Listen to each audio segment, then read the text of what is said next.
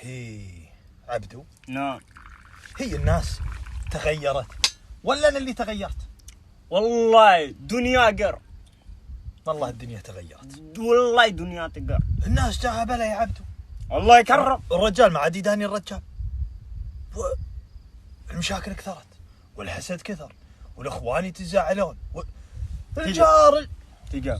الجار يا عبدو ما يعرف جاره. الجار ما يعرف جاره. صح والله العظيم. صح. الرسول عليه الصلاه والسلام وصف سابع الجار. صح. يقول لك من جارك؟ يقول واحد انت وناسب. الحين في البر ينزل قصيرك جنبك ما يعزمه. ليه ما عزمت؟ قرب الناس مشاكل وقثى. قرب الناس والرجال يقدر يعيش الحالة؟ ما يقدر والله. ما تقدر. ما يقدر. يقول المثل الجنة من غير ناس ما تنداس. والله جاهم بلا الناس لا عاد يدانون الناس ولا عاد يبون قرب احد، وكل واحد الحالة والبلاوي والمشاكل من اول. انا اذكر وانا صغير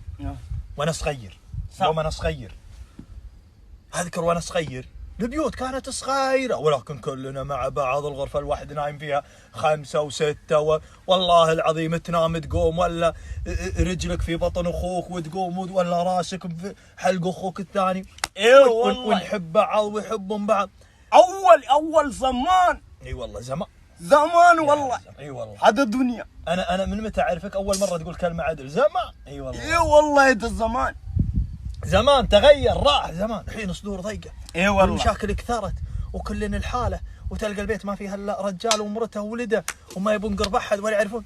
قبل رمضان يا عبدو، يا رمضان قبل شنو؟ خلي قهوة خلني اسولف لك الحين. لا اسبك. تدري قبل اول رمضان وين؟ اي والله يا عبدو، صواني جايه صواني رايحه، صواني جاي، جريش جاي من جيرانكم، هريش جاي من بيت ثاني، عيش ولحم جاي من اصحون، هذا بيت فلان وهذا بيت فلان، والقرقعان ليش القرقعان؟ نقرقع نروح البيت فلان ونروح البيت فلان.